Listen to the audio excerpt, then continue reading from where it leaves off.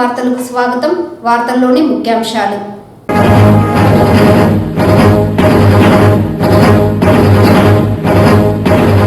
ఆరోగ్యశ్రీ పథకం కింద ప్రజలకు ఉచిత వైద్యం అందించేందుకు జగన్మోహన్ రెడ్డి శ్రీకారం చుట్టడం హర్షణీయం.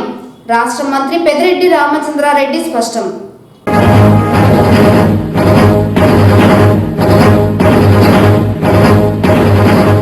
గ్రామంలో ప్రజల తమ సమస్యల పరిష్కారం కోసం జిల్లా సచివాలయానికి వ్యయ ప్రయాసాలు ఓర్చి రాకుండా ఎక్కడికక్కడ సమస్యలు పరిష్కరించేందుకు ప్రత్యేక ప్రతిపాదనలు సిద్ధం చేశాం. ZP chairman Govindappa Srinivasulu.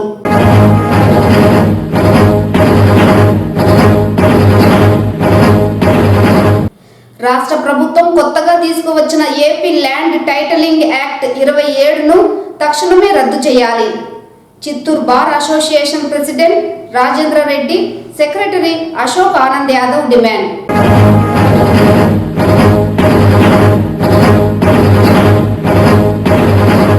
రాష్ట్ర ప్రభుత్వం ఏర్పాటు చేసిన 56 కార్పొరేషన్లకు రాష్ట్ర ముఖ్యమంత్రి జగన్ నిధులు మంజూరు చేయకపోవడం బాధాకరం. జిల్లా కలెక్టర్ కార్యాలయం ఎదుట నిరసన కార్యక్రమంలో బీజేపీ నేతల ఆగ్రహం. వార్తల్లోని వివరాలు. రాష్ట్ర ప్రభుత్వం ప్రతిష్టాత్మకంగా వైఎస్ఆర్ ఆరోగ్యశ్రీ కింద పేదవారికి ఉచితంగా వైద్యం అందిస్తోందని, వైద్య ఖర్చు పరిమితిని ముఖ్యమంత్రి వైఎస్ జగన్మోహన్ రెడ్డి 25 లక్షలకు పెంచారని రాష్ట్ర విద్యుత్, భూగర్భ గనుల శాఖ మంత్రి పెద్దిరెడ్డి రామచంద్రారెడ్డి తెలిపారు. సోమవారం ముఖ్యమంత్రి వెలగపూడి సీఎం క్యాంపు కార్యాలయం నుండి మెగా ఆరోగ్యశ్రీ అవగాహన కార్యక్రమాన్ని వర్చువల్గా ప్రారంభించారు. ఈ కార్యక్రమానికి జిల్లా సచివాలయం నుండి మంత్రితో పాటు వీడియో కాన్ఫరెన్స్ ద్వారా జెడ్పీ చైర్మన్ గోవిందప్ప శ్రీనివాసులు, జిల్లా కలెక్టర్ షణ్మోహన్, ఎస్పీ రిశాంత్ రెడ్డి, నగర మేయర్ అముద, చిత్తూరు శాసనసభ్యులు ఆర్ఎన్ శ్రీనివాసులు, రాష్ట్ర ఈడిగ కార్పొరేషన్ చైర్పర్సన్ శాంతిలు పాల్గొన్నారు. ఈ సందర్భంగా వీడియో కాన్ఫరెన్స్ అనంతరం మంత్రి మాట్లాడుతూ, రాష్ట్రంలో జబ్బులతో బాధపడుతున్న పేద మధ్యతరగతి వారికి డాక్టర్ వైఎస్ఆర్ ఆరోగ్యశ్రీ పథకం ద్వారా మన రాష్ట్రం, పొరుగు రాష్ట్రాలలో గల కార్పొరేట్ ఆసుపత్రులలో దాదాపు 3200 జబ్బులకు ఉచితంగా వైద్యం అందించడంలో భాగంగా రాష్ట్ర ప్రభుత్వం ఇప్పటి వరకు ఉన్న వైద్య ఖర్చు పరిమితి 25 లక్షల వరకు పెంచిందని, ఈ పథకం పేదవారికి ముఖ్యమంత్రి అందించిన వరమని తెలిపారు. క్యాన్సర్ వంటి ప్రాణాంతక వ్యాధులకు డాక్టర్ వైఎస్ఆర్ ఆరోగ్యశ్రీ ద్వారా ఉచితమైన వైద్యం అందించడం జరుగుతున్నదని, ఇప్పటి వరకు డాక్టర్ వైఎస్ఆర్ ఆరోగ్యశ్రీ, వైఎస్ఆర్ ఆరోగ్య ఆసరా కింద రాష్ట్ర వ్యాప్తంగా ప్రతి ఏడాది దాదాపు 4100 కోట్లు ఖర్చు చేయడం జరుగుతోందని తెలిపారు.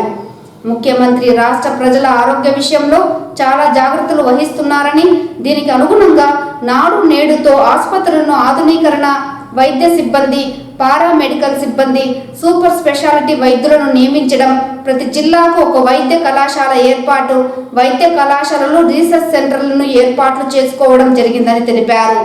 గతంలో ఎప్పుడూ లేని విధంగా ముఖ్యమంత్రి వైఎస్ జగన్మోహన్ రెడ్డి ప్రస్తుతం ఉన్న 11 మెడికల్ కళాశాల ఆధునీకరణ, నిర్మాణంలో ఉన్న 17 మెడికల్ కళాశాల నిర్మాణపు ఖర్చులు మొత్తం 32,279 ఖర్చు చేశారన్నారు. ఏదైతే గతంలో మనం ఖర్చు చేస్తూ ఉన్నామో ప్రతి జబ్బు ఉన్న వ్యక్తికి నయం చేయడానికి, అది లిమిట్లెస్గా ఈరోజు 25 లక్షలకు పెంచడం జరిగింది. గతంలో కూడా ఈ విధంగానే మనం కొన్ని వ్యాధులకు ఎక్కువగా ఖర్చు చేస్తూ ఉన్నాం. ఈ ప్రాణాంతకమైన వ్యాధులు, క్యాన్సర్ కానీ ఇలాంటి వాటిన్నిటికీ కూడా మనం పూర్తి స్థాయిలో ఎంత ఖర్చు వచ్చినా కూడా విధంగానే ఖర్చు చేస్తూ ఉన్నాం. అది రాష్ట్రం మొత్తం మీద ఇప్పుడు దాకా అలాంటి వ్యాధులు ఖర్చు చేసింది 25 లక్షలకు మనం పెంచకముందు ఖర్చు చేసింది కూడా అది 1897 కోట్లు ఆ విధంగా ఖర్చు చేయడం జరిగింది.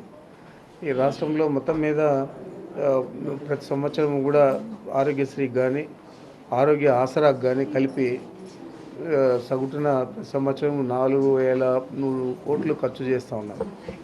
అదే తెలుగుదేశం పార్టీ అధికారంలో ఉన్నప్పుడు కేవలం 1034 కోట్లు మాత్రమే ఖర్చు చేయడం జరిగింది. మరి ఈ విధంగా మనం కేవలం కొన్ని జబ్బులకే తెలుగుదేశం పార్టీ అధికారంలో ఉన్నప్పుడు ఈ ఆరోగ్యశ్రీని వర్తింపజేయడం జరిగింది. అది ఆ విధంగా కాకుండా ఈరోజు మనం ఆరోగ్యశ్రీ దాదాపు 3,200 పైచిలకు జబ్బులకంతా కూడా వర్తింపజేసి ఈరోజు ఈ జగన్మోహన్ రెడ్డి గారు ప్రారంభించిన దీంట్లో ప్రతి జబ్బు కూడా ప్రతి కుటుంబంలో కూడా 25 లక్షల వరకు మనం ఖర్చు చేయడానికి ఆరోగ్యశ్రీ కింద ఈ ప్రభుత్వం దీన్ని పెంచడం జరిగింది. మరి ఈరోజు అదేవిధంగా మనం చూస్తే ఆరోగ్యశ్రీ కింద కాకుండా ఆరోగ్య ఆసరా కింద కాకుండా ఈ ఆరోగ్యం కోసం మనం నాడు నేడు కింద కానీ అదేవిధంగా మనం హాస్పిటల్స్లో ఎంప్లాయ్మెంట్ జనరేషన్ కానీ డాక్టర్లు, సూపర్ స్పెషాలిటీ డాక్టర్లు, పారామెడికల్ స్టాఫ్, నర్సెస్ వీళ్ళందరినీ కూడా మెడికల్ కాలేజీల్లో దాదాపు రీసెర్చ్ సెంటర్స్ కానీ అదేవిధంగా మెడికల్ కాలేజీలో గతమున్న 11 మెడికల్ కాలేజీలు ఆధునీకరించేదానికి కానీ ఇప్పుడున్న 17 మెడికల్ కాలేజీ నిర్మాణ ఖర్చు కానీ అన్నీ కూడా కలిపి అతి ఎక్కువగా ఎప్పుడు చేయలేని ఏ ప్రభుత్వం కూడా ఏ ముఖ్యమంత్రి కూడా చేయని విధంగా ఏ పార్టీలో ముఖ్యమంత్రులు ఉన్నా కానీ ఎవరు కూడా చేయని విధంగా ఈరోజు ఈ 4.5 సంవత్సరంలో 32,279 కోట్లు మనం ఆరోగ్యం కోసం ఖర్చు చేయడం జరిగింది. అది అదనంగా ఏది ఆరోగ్యశ్రీకి ఆరోగ్య ఆసరాకు సంవత్సరం 4,100 కోట్లు ఖర్చు చేసేది ఏదైతే ఉందో దానికి అదనంగా 32,279 కోట్లు ఖర్చు చేయడం జరిగింది. మరి ఇది చాలా ఎక్కువగా ఉంది. మరి ఆరోగ్య సురక్ష ఫస్ట్ ఫేజ్లో ఏదైతే 6 కోట్ల పైచిలకు మందికి వైద్య పరీక్షలు జరిపారు. గ్రామంలోని ప్రజలు తమ సమస్యల పరిష్కారం కోసం జిల్లా సచివాలయానికి వ్యయ ప్రయాసాలకు ఓర్చి రాకుండా ఎక్కడికక్కడ సమస్యలు పరిష్కరించాలన్న ఉద్దేశంతో సీఎం జగన్ గ్రామ సచివాలయాలను ఏర్పాటు చేయడం జరిగిందని ZP chairman Govindappa Srinivasulu, ZP CEO Prabhakar Reddy స్పష్టం చేశారు. సోమవారం స్థానిక దుర్గానగర్ కాలనీ సీఎంఎస్ఎస్ఎస్ ట్రైనింగ్ సెంటర్లో జిల్లాలోని 16 మండలాలకు సంబంధించి 160 మంది గ్రామ సచివాలయ సిబ్బందికి గ్రామ సచివాలయ సుస్థిర అభివృద్ధి లక్ష్యాలు, ఆశయాల గురించి ఓరియంటేషన్ శిక్షణ తరగతులను నిర్వహించారు. ఈ సందర్భంగా సచివాలయ సర్వీసెస్ రూల్స్, వాటి సాధన గురించి సిబ్బందికి వివరించారు. ఈ సందర్భంగా ఆయన మాట్లాడుతూ గ్రామ సచివాలయ సిబ్బంది తమ సేవలను మరింత మెరుగ్గా, చురుగ్గా నిర్వహించాలన్నారు. ప్రభుత్వ పథకాలను ప్రజలకు మరింత అవగాహన కల్పించాలన్నారు. ఈ కార్యక్రమంలో TCIL district incharge Lalithamma, DLDO Ravikumar, గ్రామ సచివాలయ సిబ్బంది పాల్గొన్నారు. ఇవన్నీ కూడా మాడిఫై చేయగలిగాం. మాడిఫై చేసింది గ్రామీణ ప్రాంతాల్లో క్షేత్రస్థాయిలో తీసుకెళ్తున్నామా లేదా అనేది ఈ సచివాలయ వ్యవస్థలో ఉండేటువంటి ఒక ముఖ్య అభిప్రాయం నేను చెప్తున్నా. ఎందుకంటే ఇప్పుడు మనకి ఇచ్చేటువంటి ట్రైనింగ్ పీరియడ్స్లో కూడా ఆల్రెడీ మీరు 3 years ట్రైన్ అయ్యారు. 80% పనులు మీ వల్ల జరుగుతున్నాయి. గ్రామీణ ప్రాంతాల్లో సచివాలయ వ్యవస్థ ఉండే దానివల్ల ఈరోజు కలెక్టరేట్లో కానీ స్థానికంగా మండల తహసీల్దార్ ఆఫీసులో కానీ ఎంపీడీ ఆఫీసులో కానీ పని భారాలు తగ్గాయి. ఈ సచివాలయ పని భారం మీ సచివాలయంలో వచ్చేటువంటి పరిష్కారం కాబట్టి అక్కడన్నీ కూడా పని భారాలు తగ్గుతున్నాయి. ఇంకా కూడా చిన్నగా మనకి ఏమైనా డౌట్స్ ఉంటాయి. ఇప్పుడు మనకి ట్రైనింగ్ క్యాంప్స్ ఇస్తున్నారు. ఈ ట్రైనింగ్ క్యాంప్స్లో మీరు క్షుణ్ణంగా పరిశీలించి ఇప్పుడే మేడం గారు చెప్పారు, ఏదైనా మనకి ఇప్పుడు ఓటుకు అప్డేట్ ఇవ్వడం జరిగింది. అక్కడెక్కడైనా ట్రాన్స్పరెన్సీ లేకుండా ఈ ఉద్యోగాలను భర్తీ చేసినట్లయితే మీరు చట్టపరమైన యాక్షన్స్ ఏమైనా కానీ ఈ ప్రభుత్వం ఫేస్ చేసేదానికి సిద్ధంగా ఉంది. అంత ట్రాన్స్పరెన్సీగా జగన్మోహన్ రెడ్డి గారు, పెద్దిరెడ్డి రామచంద్రారెడ్డి గారు వ్యవస్థ క్రియేట్ చేసి మీరందరూ ఈరోజు మా ముందున్నారు. ఎందుకంటే ఒక లంచం లేకుండా ఉన్నటువంటి రాష్ట్రాన్ని జగన్మోహన్ రెడ్డి గారు చూడాలని కలగన్నారు. అలాంటి కళలు నిజం కావాలంటే ఈ సచివాలయ వ్యవస్థ రావాలని చెప్పి సచివాలయ వ్యవస్థ ద్వారా అన్నీ కూడా ఆన్లైన్లో పొందుపరిచి మొత్తం రాబోయేటువంటి కాలం మొత్తం నాకు తెలిసినంత వరకు 4-5 సంవత్సరాల్లో ఇండియా విల్ బి డిజిటల్. ఇప్పుడే డిజిటల్ కరెన్సీలో వెళ్తున్నాం. మనం సచివాలయంలో చేసేటువంటి ప్రతి ఆన్లైన్ ఇష్యూ కూడా రాష్ట్ర స్థాయిలో, కేంద్ర స్థాయిలో చూసుకోగలుగుతున్నాం. ఈరోజు జగనన్న ఆరోగ్య సురక్ష పెట్టాం, ఐడి ప్రూఫ్ ఇస్తున్నారు.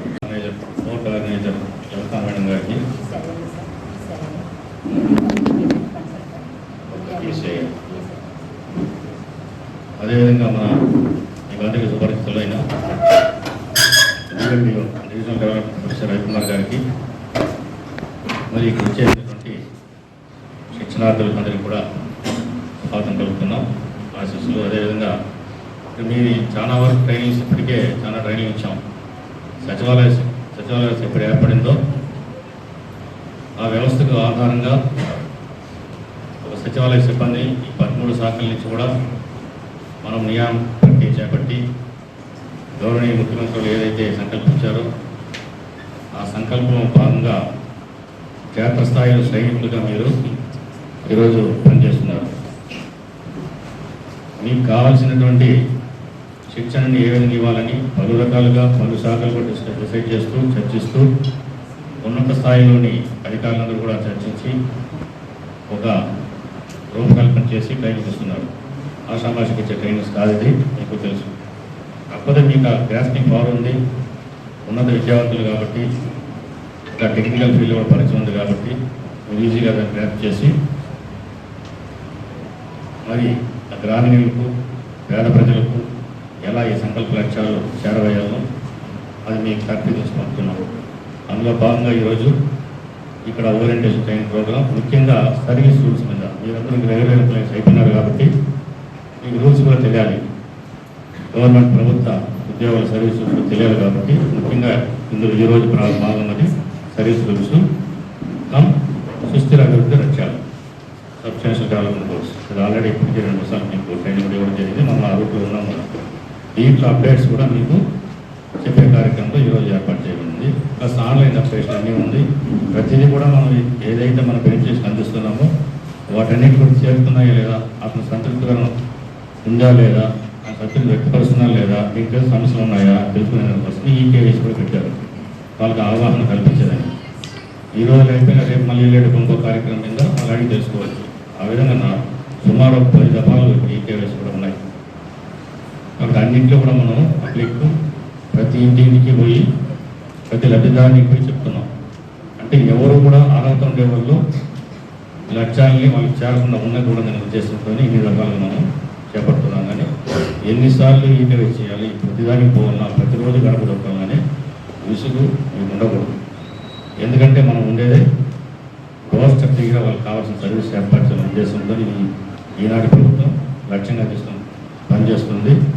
వాళ్ళు ప్రభుత్వ సేవకులుగా ఉద్యోగులు మనం కంపల్సరీగా ఆ లక్ష్యాన్ని నెరవేర్చుకుందో ముందుండి మనం అన్నీ కూడా విజయవంతం చేయాలి. అన్ని కార్యక్రమాలు కూడా అది మన యొక్క లక్ష్యం, అది ప్రభుత్వ సేవకుల ధర్మం కూడా.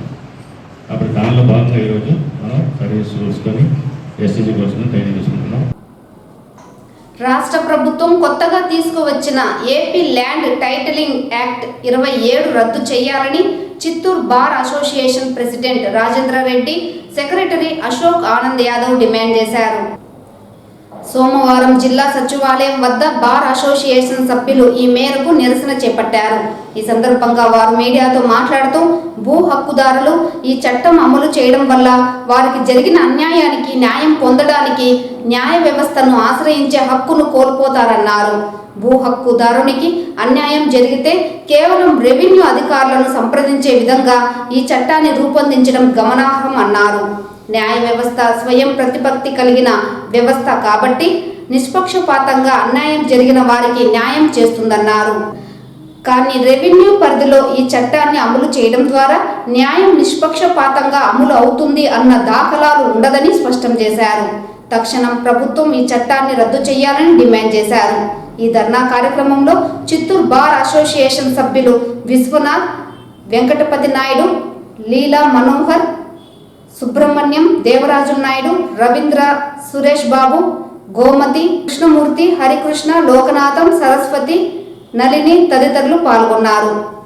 బార్ అసోసియేషన్ న్యాయవాదులందరూ తమ విధులను బహిష్కరించి ప్రజా వ్యతిరేకమైన చట్టాలను ఈ ప్రభుత్వము ల్యాండ్ టైటిలింగ్ యాక్ట్ 2023 అనే కొత్త చట్టాన్ని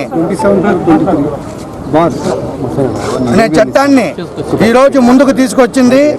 ఈ చట్టము సామాన్య ప్రజలకు, కనీస పరిజ్ఞానం లేని రైతులకు, పేద ప్రజలకు ఈ చట్టం వలన చాలాంటి ప్రమాదకర పరిస్థితులు, వాళ్ళ భూముల పరిష్కారంలో కానీ ఇతర వివాదాలు కానీ న్యాయ వ్యవస్థను పక్కన పెట్టి వేరే విధమైన వ్యవస్థను ముందుకు తేవడంలో ఈ ప్రభుత్వం చొరవ చూపి ఈ చట్టాన్ని తీసుకువచ్చింది. దీనివల్ల పేద ప్రజలకు, సామాన్య పరిజ్ఞానం లేని ప్రజలకు చాలా ప్రమాదాలు, చాలా నష్టాలు జరిగే విషయం ఉంది. కాబట్టి ఆంధ్రప్రదేశ్ మొత్తం అడ్వకేట్ల అసోసియేషన్ల తరపున ఈ నిరసన కొనసాగుతోంది.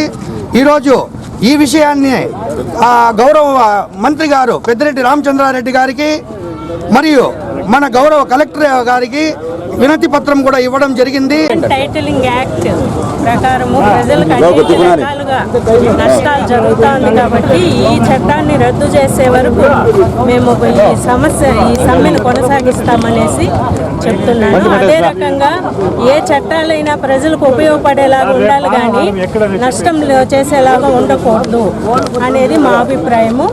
కాబట్టి ప్రతి ఒక్కరూ దీన్ని గుర్తించి అందరూ సహకరించాలని కోరుకుంటున్నాను. రాష్ట్ర ప్రభుత్వం ఏర్పాటు చేసిన 56 కార్పొరేషన్లకు నిధులు మంజూరు చేయాలని బీజేపీ నాయకులు డిమాండ్ చేశారు. సోమవారం జిల్లా కలెక్టర్ కార్యాలయం వద్ద నిరసన కార్యక్రమాన్ని చేపట్టారు. ఈ సందర్భంగా బీజేపీ జిల్లా అధ్యక్షుడు జగదీశ్వర్ నాయుడు మాట్లాడుతూ వైసీపీ నాయకులకు కార్పొరేట్ పదవులు అందించాలన్న ఉద్దేశంతో 56 కార్పొరేషన్లు ఏర్పాటు చేశారే గాని బీసీల పైన చిత్తశుద్ధితో కాదు అని విమర్శించారు. ప్రభుత్వానికి చిత్తశుద్ధి ఉంటే వెంటనే ఏర్పాటు చేసిన 56 బీసీ కార్పొరేషన్లకు నిధులు విడుదల చేయాలని డిమాండ్ చేశారు. బీసీ కులానికి చెందిన 18 ఉప కులాలకు కేంద్ర ప్రభుత్వం రుణాలు మంజూరు చేసే పథకాన్ని అమలు చేస్తే రాష్ట్ర ప్రభుత్వం కేవలం వైసీపీ కార్యకర్తలకు, వాలంటీర్లకు మాత్రమే ఈ పథకాన్ని అమలు చేస్తోందని ఎద్దేవా చేశారు. 18 ఉప కులాలకు చెందిన బీసీలు ఆన్లైన్లో దరఖాస్తులు చేసుకొని ఫామ్ను బీజేపీ కార్యాలయంలో చేరిస్తే వారికి లోన్లు అందేలా తగిన చర్యలు చేపడతామని హామీ ఇచ్చారు. ఈ నిరసన కార్యక్రమంలో బీజేపీ మాజీ ఎంపీ దుర్గా రామకృష్ణ, జిల్లా ప్రధాన కార్యదర్శి అట్లూరి శ్రీనివాసులు, ఓబీసీ మోర్చా నాయకులు బాలకృష్ణ, గజేంద్ర, మునిరాజు, సుధాకర్, గురు గణేష్, శ్రీనివాస్, రవి, శివ, శేఖర్ నాయకులు, కార్యకర్తలు పాల్గొన్నారు. ఆ కార్పొరేషన్లని బీసీ కార్పొరేషన్లు పూర్తి స్థాయిలో రద్దు చేసి ఆ నిధులను కూడా తమ ఖాతాలు నవరత్నాలకి అందించుకున్న రాష్ట్ర ప్రభుత్వం నిర్లక్ష్య వైఖరి ప్రస్తుతం తెలుస్తూనే ఉన్నది. ఈరోజు 56 కార్పొరేషన్ ఏర్పాటు చేశారు. ఏ కార్పొరేషన్గా విధులు ఏర్పాటు చేయకుండా నిర్వహణ చేసే విధంగా బీసీల పైన పూర్తిగా అణగదొక్కే విధంగా రాష్ట్ర ప్రభుత్వం చేస్తున్న దానికి నిరసనగా రాష్ట్ర అధ్యక్షులు దగ్గుబాటి పురంధేశ్వర ఆదేశం మేరకు ఓబీసీ మోర్చా రాష్ట్ర అధ్యక్షులు గోపీ శ్రీనివాస్ పిలుపు మేరకు 26 జిల్లాల్లో బీసీలు పెద్ద ఎత్తున ఈరోజు పార్టీలకు అతీతంగా బీసీలంతా సమిష్టి కావాల్సిన సందర్భం ఏర్పడింది. ఒక్కసారి ఆలోచించండి. కేంద్ర ప్రభుత్వం బీసీల కోసం అనేక బడ్జెట్ రిలీజ్ చేస్తున్నా రాష్ట్ర ప్రభుత్వం ఖాతాలో వేసుకుంటూ బీసీలకు ఏర్పాటు చేసిన 56 బీసీ కార్పొరేషన్లో కూడా వాళ్ళకి నిధులు ఏర్పాటు చేయకుండా వాళ్ళకి అందించకుండా రాష్ట్ర ప్రభుత్వం తమ ఖాతాలోనే పెట్టుకుంటూ ఈరోజు బీసీల పెద్ద ఎత్తున అనగదొక్కే కార్యక్రమం చేస్తుంది. ఇకనైనా రాష్ట్ర ప్రజలు కూడా బీసీ ప్రజల కళ్ళు తెరవాలి. ఏ ప్రభుత్వం అయితే బీసీల పక్షాన పూర్తి స్థాయిలో న్యాయం చేస్తుందో వారికి మీరందరూ సపోర్ట్ చేయాలి. భారత ప్రధాని నరేంద్ర మోడీ గారు ఒక బీసీ వ్యక్తిగా ఈరోజు విశ్వకర్మ యోజన పథకాన్ని ఏర్పాటు చేసి బీసీలతో పాటు అన్ని అణగారిన వర్గాలు కూడా చేతృత్వాలకు కూడా వారి చేతి నైపుణ్యాన్ని ఏర్పాటు చేసుకోవాలని చెప్పేసి అతి తక్కువ వడ్డీ రూపంలో ఈరోజు సుమారు ₹1,00,000 వారికి రుణాలు అందించే ప్రయత్నం చేస్తున్నా ఈ రాష్ట్ర ప్రభుత్వం ఈ పథకాన్ని కూడా తమ ఖాతాలో వేసుకుని తమ ప్రయోజనాల కోసం, తమ కార్యకర్తల కోసం తీసుకునే ప్రయత్నం చేస్తుంది. కార్పొరేషన్లలో ₹1 కూడా లేదు. కనీసం వాళ్ళకి ఆఫీసు కానీ కూర్చోవడానికి కుర్చీ కూడా లేదు. ఇటువంటి పరిస్థితుల్లో మొన్న దాదాపు 2-3 నెలల క్రితం ఇక్కడ చిత్తూరులో బీసీ హాస్టల్ ఓపెన్ చేశారు. మన జిల్లాలో బీసీ కార్పొరేషన్ చైర్మన్లు 3-4 ఉంటారు. కనీసం వాళ్ళ పేర్లు కూడా శిలాఫలకంలో లేదు. ఇదేనా మీరు ఇచ్చే గౌరవం బీసీలకి? మీరు సామాజిక బస్సు యాత్ర అంటా ఉన్నారు. మరి ఆ సామాజిక బస్సు యాత్ర ఉద్దేశం ఏమిటి అని చెప్పేసి ఆంధ్ర రాష్ట్ర ప్రజలందరూ కూడా గమనించాలి. ఇంతకుముందు ఇప్పటి వరకు ఓబీసీ కమిషన్కు ఆ స్టేటస్ రాలేదన్నమాట. ఇంతవరకు కాన్స్టిట్యూషన్ స్టేటస్ అనేది ఇంతవరకు లేదు. మొన్న నరేంద్ర మోడీ గారు పార్లమెంట్లో ఆ కాన్స్టిట్యూషనల్ స్టేటస్ వచ్చేటట్టు చేశారు. అదేవిధంగా కూడా విశ్వకర్మ యోజన పెట్టారు. ఆ విశ్వకర్మ యోజన కూడా రాష్ట్ర ప్రభుత్వాన్ని కోరుతున్నారు. ప్రతి ఒక్కరికి కూడా ఈ ప్రచారంలోకి రావాలి. జగనన్న విద్యా దీవెన, వసతి దీవెన బకాయిలను తక్షణం విడుదల చేయాలని టీఎన్ఎస్ఎఫ్ నియోజకవర్గ అధ్యక్షుడు ప్రభుతేజ డిమాండ్ చేశారు. కలెక్టరేట్ వద్ద సోమవారం ఉదయం ధర్నా కార్యక్రమం నిర్వహించారు. ఈ సందర్భంగా ఆయన మీడియాతో మాట్లాడుతూ వైసీపీ ప్రభుత్వం 4 ఏళ్లలో జగనన్న విద్యా దీవెన, వసతి దీవెన బకాయిలు చెల్లించకుండా పేద విద్యార్థులను మోసం చేస్తోందన్నారు. గత ప్రభుత్వం 16 లక్షల మందికి ఫీజు రియంబర్స్మెంట్లు అందిస్తే ఈ ప్రభుత్వం 9 లక్షల మందికి మాత్రమే అందజేసిందని అన్నారు.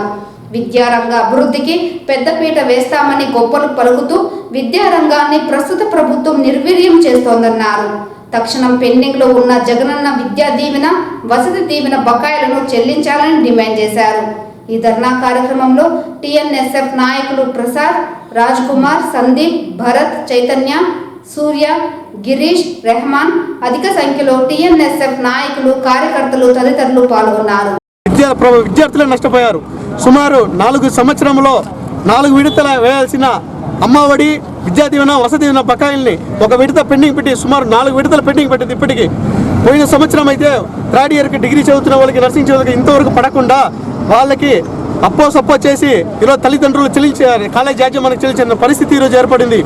సో వాళ్ళు కాలేజీ పూర్తి చేసుకున్నాక సర్టిఫికేట్లు ప్రతి ఒక్క విద్యార్థికి ఇవ్వాల్సింది. కానీ ఈరోజు కాలేజ్ యాజమాన్యంలో ఇబ్బంది పెడుతున్నారంటే అది జగన్మోహన్ రెడ్డి సర్కార్ వల్లే అంటారని చెప్తున్నాను. తెలుగుదేశం పార్టీ ప్రభుత్వంలో 16 లక్షల మందికి విద్యా దీవెన, వసతి దీవెన, ఫీజు రియంబర్స్మెంట్ పేరుతో ఉంది. కానీ ఈ ప్రభుత్వంలో 9 లక్షల మంది విద్యార్థులకు మాత్రమే వసతి దీవెన, విద్యా దీవెన బకాయిలు చెల్లించి సుమారు 6 లక్షల మందికి నట్టేయటం వచ్చింది.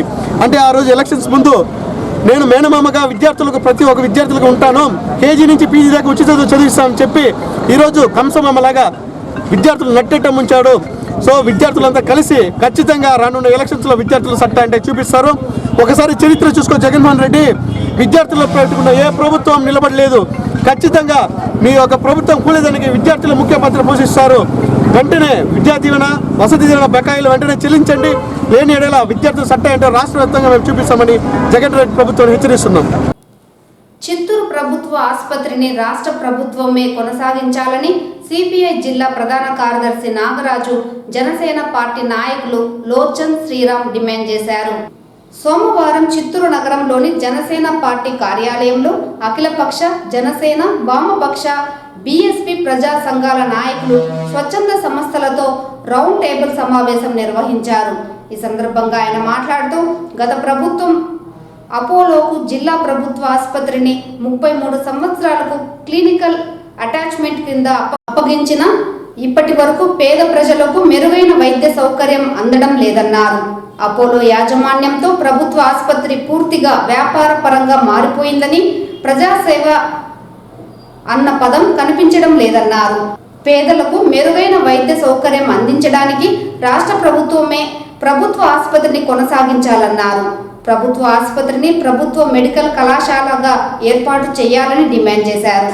ఈ మేరకు అమరావతి ప్రధాన కార్యాలయంలో మెమొరాండం ఇవ్వనున్నట్లు తెలిపారు. ఈ కార్యక్రమంలో Janasena party Dayaram, Pushpa, CPI party Dasari Chandra, Gopinath, స్వచ్ఛంద సంస్థ సభ్యులు రాంబాబు, బీఎస్పీ పార్టీ ప్రజా సంఘ నాయకులు పాల్గొన్నారు. దీని మీద చాలా మంది ఇప్పుడు పెద్దలు ఇప్పటికే మాట్లాడి వాళ్ళకున్న అవగాహనతో, వాళ్ళకున్న ఎక్స్పీరియన్స్తో దీన్ని ఎలా ముందుకు తీసుకెళ్లాలని చెప్పి ఆల్రెడీ చెప్పారు. ఇంకో ప్రధానమైన అంశం చిత్తూరులో ఉన్నది విద్య. అన్నగారు చెప్పినట్టు ఈరోజు ప్రధాన అంశం వైద్యం అయితే, వైద్యం ఎంత హీనంగా ఉందో ఈరోజు విద్య కూడా అంతే హీనంగా ఉంది మన నియోజకవర్గంలో. ఈరోజు మన పిల్లలు చదువుకుని, నేను చదువుకున్నాను, నాకు ఇక్కడ ఒక మంచి యూనివర్సిటీ లేదు, నేను పోయి తమిళనాడులో చదువుకున్నాను, మా చెల్లెలు తమిళనాడులో చదువుకున్నాను. అదే ఫీజులు ఇక్కడ కట్టి చదువుకుంటే ఇక్కడ ప్రభుత్వానికి ఉపయోగపడేది, మనకు డెవలప్మెంట్ అయ్యేది. ఈరోజు మనం చూసుకుంటే చిత్తూరులో మనకు గవర్నమెంట్ యూనివర్సిటీ లేదు. ఇదే మనం గవర్నమెంట్ యూనివర్సిటీ కావాలని చెప్పి ప్రశ్నిస్తే మన స్థానిక ఎమ్మెల్యే గారు ఎయిర్పోర్ట్ ఉంటే గవర్నమెంట్ యూనివర్సిటీ వస్తుంది అని చెప్పారు. అదే కుప్పంలో ఏ ఎయిర్పోర్ట్ ఉందని చెప్పేసి గవర్నమెంట్ యూనివర్సిటీ వచ్చింది. ఇంకోటి నేను ప్రధానంగా చెప్తున్నది, మనం కనీసం మన పిల్లలు చదువుకునే పిల్లలు వాళ్ళు స్టడీస్తో ప్రెషర్ ఎక్కువై కనీసం రిలాక్స్ అవ్వాలంటే మనకు మంచి గ్రౌండ్ లేదు, ప్లే గ్రౌండ్ లేదు. ఒకటి మనం వెళ్తే మెకానిక్స్కి వెళ్ళాలి, లేకపోతే పీవీకేకి వెళ్ళాలి. ఈ రెండు కాకుండా మనకు చుట్టుపక్కల వెళ్ళి ఒక మంచి గ్రౌండ్, అక్కడ పోతే మొత్తం మెకానిక్స్ కానీ పీవీకేని కానీ కనీస సదుపాయాలు లేని నియోజకవర్గము జిల్లా కేంద్రం ఏదైనా ఉందంటే ఈ రాష్ట్రంలోనే అది చిత్తూరు. సో ఇక్కడ ఉన్న పెద్దలకందరికీ కూడా నేను రిక్వెస్ట్ చేసేది ఏంటంటే, ఈ ఒక్క సమస్య మీద కాకుండా వైద్యం గురించి ఈరోజు మనం పాడుతుంది. ఏ సమస్య అయినా అది ప్రజా సమస్య అయినప్పుడు ఎవరి దారిన వాళ్ళు పోకుండా అందరం కలిసి, ప్రజా సంఘాలు కానీ, కమ్యూనిస్ట్ పార్టీలు కానీ అన్నీ కలిసి జనసేన మేము కూడా ఎప్పుడు దీనికి ముందుంటాం. మీకు ఎటువంటి సహాయం కావాలన్నా లేకపోతే మీ మద్దతు మేము తీసుకుంటాము. మీకు మా నుంచి ఎటువంటి సహకారం కావాలన్నా ఆడపిల్లల చదువు సమాజానికి వెలుగు అని డిఎల్ఎస్ఏ కార్యదర్శి సీనియర్ సివిల్ జడ్జ్ కరుణ కుమార్ తెలిపారు. సోమవారం గుడిపాల మండలం చీలాపల్లి వద్ద ఉన్న సిఎంసి మెడికల్ కళాశాలలో మైనార్టీ హక్కుల దినోత్సవం నిర్వహించారు. ఈ సందర్భంగా ముఖ్య అతిథిగా పాల్గొన్న ఆయన మాట్లాడుతూ ఆడపిల్లలను ఉన్నత చదువులు చదివించాలన్నారు.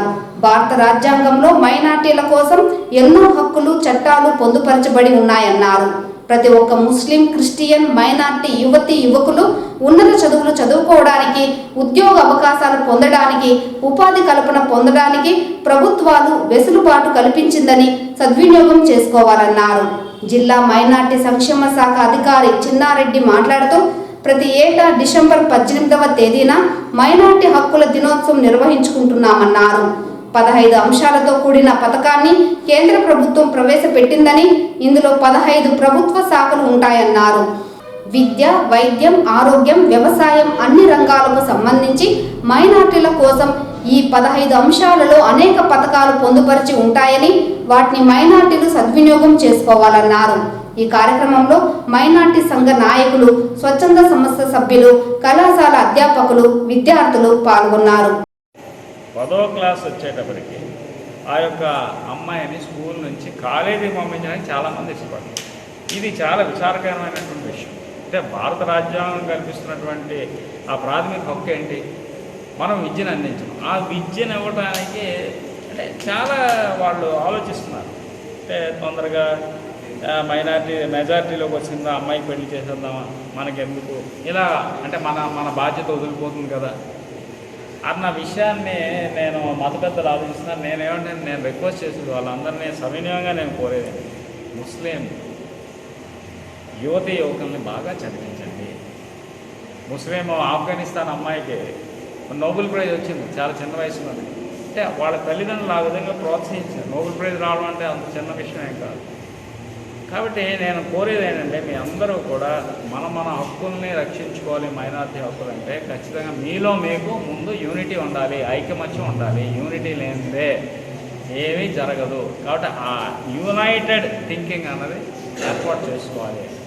ముస్లిమ్స్ క్రిస్టియన్స్ అలా కాకుండా మైనారిటీస్ అందరూ కూడా కలిసి నేను అనుకోవడం కన్సార్టియంలాగా పనిచేసి వాళ్ళ హక్కులు కాదు, దేశం కోసం మనం ఏం చేయాలన్నది ఆలోచిస్తే బాగుంటుందని నేను అనుకుంటున్నాను. ఈ మంచి అవకాశం ఇచ్చిన మీ అందరికీ కూడా. టీడీపీ యువనేత నారా లోకేష్ చేపట్టిన యువగళం పాదయాత్ర ముగింపు సభకు జిల్లా నుండి అశేషంగా ప్రజలు, తెలుగుదేశం పార్టీ కార్యకర్తలు తరలి రావాలని టీడీపీ నేతలు పిలుపునిచ్చారు. ఈ సందర్భంగా ఏర్పాటు చేసిన మీడియా సమావేశంలో టీడీపీ నేతలు మీడియాతో మాట్లాడుతూ వైకాపా ప్రభుత్వం చేస్తున్న అవినీతి అక్రమాలను ప్రజల్లోకి తీసుకువెళ్లడంతో పాటు ప్రజా సమస్యలు తెలుసుకునేందుకు తెలుగుదేశం పార్టీ యువనేత నారా లోకేష్ 3132 కిలోమీటర్లు 226 రోజుల పాదయాత్ర చేపట్టడం జరిగిందని, ఇందులో భాగంగానే 97 శాసనసభ నియోజకవర్గాలతో పాటు 2100 గ్రామాలలో ప్రజలను పలకరిస్తూ ప్రజల కష్టాలను తెలుసుకొని వారికి భరోసా ఇచ్చి సమస్యల పరిష్కారం కోసం కృషి చేస్తానని హామీ ఇచ్చారని పేర్కొన్నారు. అంతేకాకుండా రాష్ట్రంలో నిరుద్యోగ సమస్యలతో పాటు రైతులు, ఉద్యోగ ఉపాధ్యాయులు, అంగన్వాడీ కార్యకర్తలను పలకరిస్తూ వారికి బాసటగా తెలుగుదేశం ప్రభుత్వం నిలుస్తోందని చెప్పడంతో పాటు భరోసా కల్పించారని గుర్తు చేశారు. ఈ నేపథ్యంలోనే పాదయాత్ర రేపటికి ముగియనున్న నేపథ్యంలో విజయనగరం జిల్లా పోలేపల్లిలో జరగనున్న ముగింపు సభకు అశేషంగా తెలుగుదేశం పార్టీ కార్యకర్తలు, ప్రజలు తరలి రావాలని ఈ సందర్భంగా టీడీపీ నేతలు పిలుపునిచ్చారు. ఈ కార్యక్రమంలో తెలుగుదేశం పార్టీ రాష్ట్ర అధికార ప్రతినిధి సప్తగిరి ప్రసాద్, కార్యాలయ కార్యదర్శి మోహన్ రాజ్, క్రిస్టియన్ అధ్యక్షులు మేషక్, మండల పార్టీ అధ్యక్షులు శశికర్ బాబు, దేవరాజుల నాయుడు, బాలకృష్ణ నాయుడు, సురేష్, కందస్వామి తదితరులు పాల్గొన్నారు. చిత్తూరు జిల్లా ప్రజానీకానికి, తెలుగుదేశం పార్టీ కార్యకర్తలకి అందరికీ కూడా హృదయపూర్వక నమస్కారాలు. 20వ తేదీ విజయనగరం జిల్లా పోలిపల్లిలో యువగలం ముగింపు సభ పెద్ద ఎత్తున జరగబోతా ఉంది. వైసీపీకి గోరి కడటానికి భారీగా తరలి రావాలనేసి జిల్లా ప్రజానీకాన్ని, తెలుగుదేశం పార్టీ కార్యకర్తల్ని హృదయపూర్వకంగా విజ్ఞప్తి చేస్తున్నాను. దాదాపు 3132 కిలోమీటర్లు, 226 రోజులు, 97 అసెంబ్లీ కాన్స్టిట్యుయెన్సీలు, 2100 గ్రామాలని తాకి ప్రజలతో పలకరించి యువ నాయకుడు ఎండనకుండా, వాననకుండా, రాయనకుండా, రెప్పనకుండా, ఎన్ని కష్టాలు వచ్చినా తుఫాను సైతం లెక్క చేయకుండా ఈరోజు ఈ యువగలాన్ని పూర్తి చేయడం ఒక చారిత్రాత్మకమైన ఘట్టము. అందరూ అనుకుంటున్నారు ఇది ముగింపు సభ అని. ఇది ముగింపు సభ కాదు. యుద్ధం ప్రారంభమయ్యేది రేపే 20వ తేదీనే విజయనగరం జిల్లాలో ఈ జగన్ సర్కార్ పైన యుద్ధం ప్రారంభించడానికి, జగన్ సర్కార్ని కూల్చడానికి విజయనగరంలో సభ ఏర్పాటు చేయడం జరుగుతూ ఉంది. ఈ సందర్భంగా అన్ని ఏర్పాట్లు బ్రహ్మాండంగా తెలుగుదేశం పార్టీ జాతీయ కార్యాలయం, రాష్ట్ర కార్యాలయం, జిల్లా కార్యాలయం అందరూ సమన్వయం చేసుకుని అన్ని ఏర్పాట్లు పూర్తి చేయడం జరిగింది. అదేవిధంగా అశేషంగా జనాలు, కార్యకర్తలు, ప్రజలు పాల్గొని ఈ సభను దిగ్విజయం చేయాలని ఇదే మా ఆహ్వానం అని చెప్పి కూడా హృదయపూర్వకంగా విజ్ఞప్తి చేస్తున్నారు. తమ సాగులో ఉన్న భూమికి పట్టాలు ఇవ్వాలని కటికపల్లి పంచాయతీ గ్రామస్తులు డిమాండ్ చేశారు. సోమవారం జిల్లా కలెక్టరేట్ వద్ద ఈ మేరకు ధర్నా నిర్వహించారు. ఈ సందర్భంగా మాజీ సర్పంచ్ మణి మాట్లాడుతూ చిత్తూరు జిల్లా గంగాధర్ నెల్లూరు నియోజకవర్గ వెదురుకుప్పం మండలం కటికపల్లి పంచాయతీలో సుమారు 50 కుటుంబాలు 30 ఎకరాల భూమిలో సాగు చేసుకునే జీవనం సాగిస్తున్నామన్నారు. దీనికి పట్టాలు ఇవ్వాలని గతంలో డిప్యూటీ సీఎం నారాయణస్వామి అధికారులకు సూచించారన్నారు. కానీ తహసీల్దార్లు, వీఆర్ఓలు మాత్రం పట్టించుకోవడం లేదని స్పందన కార్యక్రమంలో కలెక్టర్కు అర్జీ ఇవ్వాలని వచ్చినట్లు తెలియజేశారు. స్పందన కార్యక్రమం అనివార్య కారణాల వల్ల రద్దు కావడంతో మీడియాకు వెల్లడించారు. అధికారులు తగిన చర్యలు తీసుకోవాలని గ్రామస్తులు విన్నవించారు. దాన్ని సర్వే చేపించి భూపి కార్యక్రమంలో వచ్చి పట్టాలు ఇవ్వమని గ్రీవెన్స్లు వచ్చి 2 సార్లు 3 సార్లు ఇచ్చినాము. ఆర్డీ గారికి ఇచ్చినాము, ఎంఆర్ గారికి ఇచ్చినాము. డిప్యూటీ సీఎం మంత్రి గారు కూడా వచ్చి సిఫార్సు చేశారు పట్టా ఇవ్వమని. ఇంతవరకు సర్వేలు కానీ, విఆర్ఓ కానీ, ఆర్ఐ కానీ వచ్చి మాకు సర్వే చేపించి ఇంతవరకు కూడా కలిసి ఫైల్ కూడా వచ్చి రెడీ చేయలేదు. అందువలన ఈరోజు జిల్లా కలెక్టర్ గారికి విన్నవించడానికి రావడం జరిగినది. కనీసం ఎస్టీలకు వచ్చి 30 కుటుంబాలకి ఒకే సెంటు భూమి కూడా లేదు. కనీసం 10 సంవత్సరాలుగా వచ్చి రాళ్ళు రప్పు ఏరుకొని ఉంటే దాన్ని ఇంతవరకు సాగు దానికి వచ్చే వాళ్ళు సర్వే చేపించి పట్టా ఇవ్వలేదని ఇంకో భూపేరు కార్యక్రమం కూడా ఒక దగ్గరలో ఉన్నది. ఏడ మాకు వచ్చి మిస్ అయిపోతుందో ఇప్పుడు కూడా చెప్పేసి ఈరోజు మేము కలెక్టర్ గారికి వచ్చి అర్జీ ఇవ్వడానికి వచ్చి రావడం అయింది. ఇక్కడైనా కూడా దయతలిసి మాకు సంబంధించిన తహసీల్దార్ గారు, ఎంఆర్ గారు వచ్చి మా భూముల నుంచి పరిశీలించి సర్వే చేపించి మాకు భూపేరు కార్యక్రమం వచ్చి పట్టాలు ఇవ్వాలని వచ్చి కోరుతున్నాం. వైష్ణవాలయాల సంప్రదాయాలను పాటిస్తూ తిరుమల శ్రీవారి ఆలయంలో డిసెంబర్ 23 నుండి జనవరి 1వ తేదీ వరకు వైకుంఠ ద్వారం 10 రోజుల పాటు తెరిచి ఉంచి భక్తులకు దర్శన భాగ్యం కల్పిస్తామని, ఇందుకోసం విస్తృత ఏర్పాటు చేపడుతున్నామని టీటీడీ ఈవో ఏవి ధర్మారెడ్డి తెలిపారు. తిరుమల అన్నమయ్య భవనంలో సోమవారం వైకుంఠ ద్వార దర్శనం ఏర్పాట్లపై వివిధ విభాగాధిపతులతో సమావేశం నిర్వహించారు. అనంతరం ఈవో మీడియాతో మాట్లాడుతూ డిసెంబర్ 23న తెల్లవారుజామున 1:45 వైకుంఠ ద్వార దర్శనం ప్రారంభించి జనవరి 1వ తేదీ రాత్రి 12 గంటలకు మూసివేస్తామన్నారు. అదేవిధంగా ఇతర వివరాలను ఈవో తెలియజేశారు. తిరుమలలోని క్యూ లైన్లలో ఎక్కువసేపు వేచి ఉండకుండా శ్రీవారి దర్శనం చేసుకోవడానికి వీలుగా డిసెంబర్ 22వ తేదీ మధ్యాహ్నం 2 గంటల నుండి తిరుపతిలోని 9 కేంద్రాలలో 90 కౌంటర్ల ద్వారా కోటా పూర్తయ్యేంత వరకు మొత్తం 4,23,500 సర్వదర్శనం టోకెన్లు మంజూరు చేస్తామన్నారు. తిరుమలలోని విష్ణు నివాసం, శ్రీనివాసం, గోవిందరాజస్వామి సత్రాలు, భూదేవి కాంప్లెక్స్, రామచంద్ర పుష్కరిణి, ఇందిరా మైదానం, జీవకోన హైస్కూల్, బైరాగి పట్టెడలోని రామానాయుడు హైస్కూల్, ఎంఆర్ పల్లెలోని జెడ్పీ హైస్కూల్లో ఉచితంగా సర్వదర్శన టోకెన్లు పొందవచ్చునని తెలిపారు. భక్తులు తిరుమలకు వచ్చి అకామిడేషన్ తీసుకోవాలని చెప్పేసి కోరుకుంటున్నాం. అకామిడేషన్ కూడా ఓన్లీ దర్శనం టోకెన్ కలిగిన భక్తులకు మాత్రమే అకామిడేషన్ ఇవ్వడం జరుగుతుంది. ఎందుకంటే దర్శన టోకన్స్ ప్రతిరోజు కెపాసిటీని బట్టి 77,000 నుంచి 80,000 ఇస్తూ ఉన్నాం. అంటే ఫుల్ కెపాసిటీ ఇస్తున్నాం కాబట్టి టోకన్స్ కలిగిన భక్తులకు మాత్రమే అకామిడేషన్ ఇవ్వడం జరుగుతుంది. అది కూడా ఓన్లీ 24 అవర్స్ ముందు మాత్రమే అకామిడేషన్ ఇవ్వడం జరుగుతుంది. అకామిడేషన్కు ఇబ్బందులు వచ్చేటువంటి అవకాశం ఉంటుంది, ఎందుకంటే అకామిడేషన్ చాలా తక్కువగా ఉంటుంది తిరుమలలో. దాన్ని గుర్తు పెట్టుకోవాలని చెప్పేసి కోరుకుంటూ ఉన్నాం.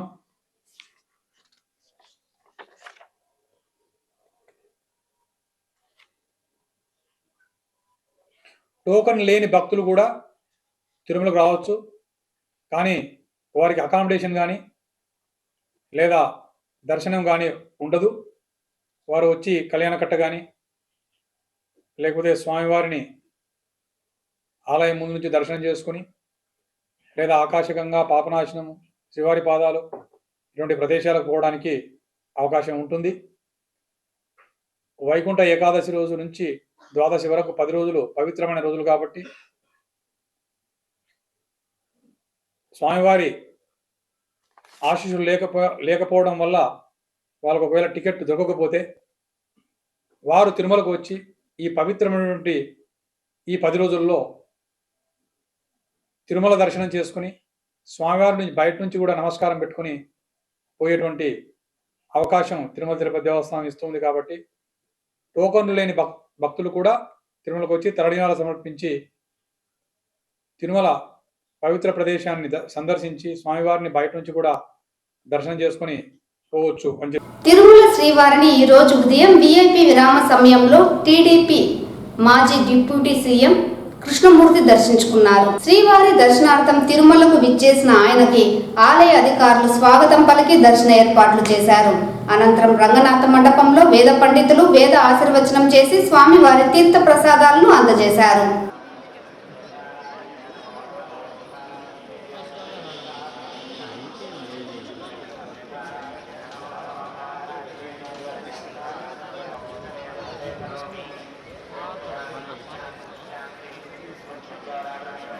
ఈ వార్తలు ఇంతటితో సమాప్తం. నమస్కారం.